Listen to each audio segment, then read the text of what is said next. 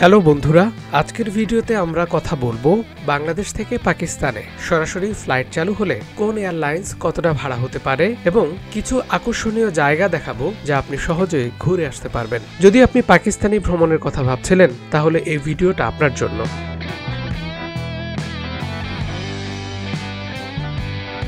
গত দিনগুলোতে বাংলাদেশ ও পাকিস্তানের মধ্যে সরাসরি বিমান যোগাযোগ প্রায় বন্ধই ছিল, কিন্তু 2025 সালের প্রথম দিকে ফ্লাই জিন্নাহ পাকিস্তানের একটি বাজেট এয়ারলাইন্স ঢাকার সঙ্গে করাচি রুটে সরাসরি ফ্লাইট চালুর অনুমোদন পায়। এরপরই আরেক পাকিস্তানি বেসরকারি এয়ারলাইন্স এয়ারশিয়ালকেও অনুমোদন দেওয়া হয় ঢাকা করাচি বা বাংলাদেশ পাকিস্তান রুটে সরাসরি ফ্লাইট পরিচালনার জন্য। আর সম্প্রতি খবর এসেছে মাহান এয়ার, যা মূলত একটি বিদেশি আন্তর্জাতিক এয়ারলাইন্স, তারা ঢাকা করাচি রুটে সাপ্তাহিক 3টি ফ্লাইট পরিচালনা করবে।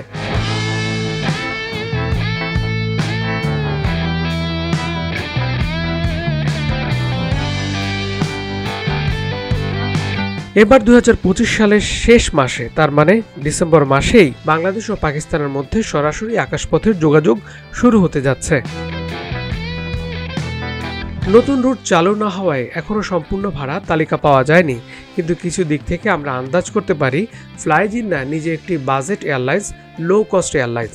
তাই যদি তারা লো কস্ট নীতি বজায় রাখে, আশা করা যায় ভাড়ার তুলনায় অন্য বড় এয়ারলাইন্সগুলোর চেয়ে তাদের ভাড়াটাই কম হবে। তবে কম খরচ মানে শুধু টিকিট নয়, ভিসা, হোটেল, খাবার, স্থানীয় যাতায়াত ইত্যাদি খরচও বিবেচনায় রাখতে হবে। যদি আপনি পরিকল্পনার সঙ্গে ভ্রমণ করেন, অর্থাৎ বাজেট এয়ারলাইন্স আগে থেকে হোটেল বুকিং, কম দামি হোটেল বা গেস্ট হাউস, জনসাধারণ পরিবহন ইত্যাদি ব্যবহার করেন, তাহলে মোট খরচ একদমই সাশ্রয়ী হতে পারে। সুতরাং সরাসরি ফ্লাইট চালু হলে বাংলাদেশ থেকে পাকিস্তান যেতে এবং কিছুদিন ভ্রমণ করতে বাজেটে একটি নতুন অভিজ্ঞতা হিসেবে দেখতে পারেন। পাকিস্তানে ঘুরে আসার মতো জনপ্রিয় কিছু জায়গা আপনাদেরকে জানাচ্ছি। এমন কিছু শহর ও পর্যটন স্পট উল্লেখ করছি যেগুলো ঢাকা থেকে সরাসরি ফ্লাইটে গেলে সহজ হবে।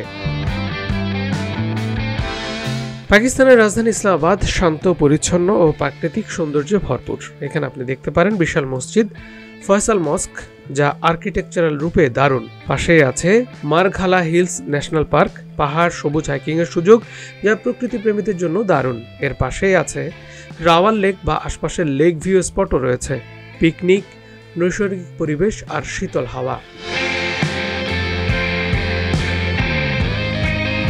লাহোর পাকিস্তানের সবচেয়ে ঐতিহাসিক শহরগুলোর একটি। পুরনো শহর, প্রাচীন মসজিদ, দুর্গ, পাহাড়, বাজার, ইতিহাস ও সংস্কৃতিতে ভরপুর।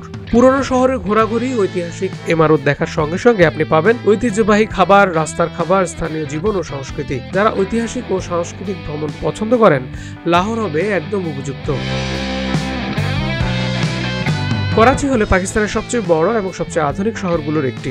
শহর জীবন, সমুদ্র বন্দর, সমুদ্র সৈকত সব পাওয়া যাবে।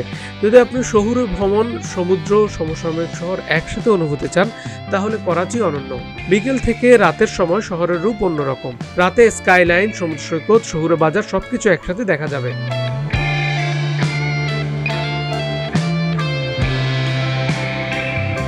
এই এয়ারলাইন্সগুলো বাংলাদেশে কিভাবে ফ্লাইট চালাতে পারে, তাদের অতীত অভিজ্ঞতা কেমন এবং যাত্রীদের সম্ভাব্য খরচ কেমন হতে পারে। প্রথমে আসি এয়ারশিয়াল প্রসঙ্গে।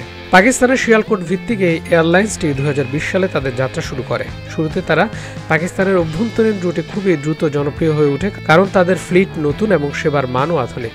বর্তমানে তারা এয়ারবাস A320 সিরিজের বিমান পরিচালনা করে আসছে। বাংলাদেশে ফ্লাইট চালাতে চাইলে সবচেয়ে সম্ভাব্য রুট হতে পারে ঢাকা করাচি, ঢাকা লাহোর বা ঢাকা শিয়ালকোট। এয়ারশিয়ালের অতীত অভিজ্ঞতা বলছে তারা কম খরচে স্মার্ট অপারেশন করতে পারে। যদি তারা বাংলাদেশে আসে, তাহলে টিকিট প্রতি ভাড়া খরচ 25,000 থেকে 35,000 টাকার মধ্যে হতে পারে, যা প্রবাসী কর্মী ও ব্যবসায়ীদের জন্য যথেষ্ট আকর্ষণীয়। এবার আসি ফ্লাই জিন্নাহ। এটি পাকিস্তানের low cost career Al Arabiya গ্রুপের সঙ্গে যৌথ উদ্যোগে গঠিত। কম খরচ, অন টাইম পারফরমেন্স এবং সহজ টিকিট বুকিং এগুলো তাদের প্রধান শক্তি। যেহেতু এটি মূলত বাজেট এয়ারলাইন, তাই বাংলাদেশ পাকিস্তান রুটে তারা খুব প্রতিযোগিতামূলক ভাড়া দিতে পারে। সম্ভাব্য ওয়ান ওয়ে টিকিট ভাড়া হতে পারে 20 থেকে 30,000 টাকা। অতীতে ফ্লাই জিন্নাহ প্রধানত স্থানীয় রুটে সফলভাবে অপারেশন করেছে এবং টার্ন অ্যারাউন্ড টাইম কম হওয়ার কারণে তাদের অপারেশন খরচও কম। ফলে বাংলাদেশ রুট এলে যাত্রীদের জন্য সাশ্রয়ী ভ্রমণ নিশ্চিত করতে পারবে। এবার আসি তৃতীয় এয়ারলাইন্স ইরানের মাহান এয়ার। এই এয়ারলাইন্সটি মধ্যপ্রাচ্যের অন্যতম পুরনো প্রাইভেট এয়ারলাইন্স এবং তাদের দীর্ঘ অভিজ্ঞতা আছে আন্তর্জাতিক রুটে। মাহান এয়ার সাধারণত A310, A300, A340 এর মতো ওয়াইড বডি বিমান ব্যবহার করে থাকে। এই রুটে যাত্রীদের মধ্যে থাকবে ব্যবসায়ী, পর্যটক এবং মধ্যপ্রাচ্যের ট্রানজিট যাত্রী। মাহান এয়ার অতীতে নিরাপদ ও আরামদায়ক সেবা দেওয়ার জন্য পরিচিত, যদিও আন্তর্জাতিক নিষেধাজ্ঞা ও নীতি সংক্রান্ত কিছু সীমাবদ্ধতা আছে। ভাড়া হতে পারে 40,000 থেকে 60,000 টাকা, যা মধ্যপ্রাচ্য ইউরোপগামী ট্রানজিট যাত্রীদের জন্য আকর্ষণীয় হতে পারে। সব মিলিয়ে এয়ারশিয়াল, ফ্লাইজিনা এবং মাহান এয়ার এই তিনটি এয়ারলাইন্স যদি বাংলাদেশে অপারেশন শুরু করে, তাহলে আকাশপথে প্রতিযোগিতা বাড়বে, ভাড়া কমবে, যাত্রীদের ভ্রমণ সুবিধাও আরও সম্প্রসারিত হবে, প্রবাসী কর্মী, পর্যটক ও ব্যবসায়ীদের জন্য নতুন নতুন সুযোগ তৈরি হবে।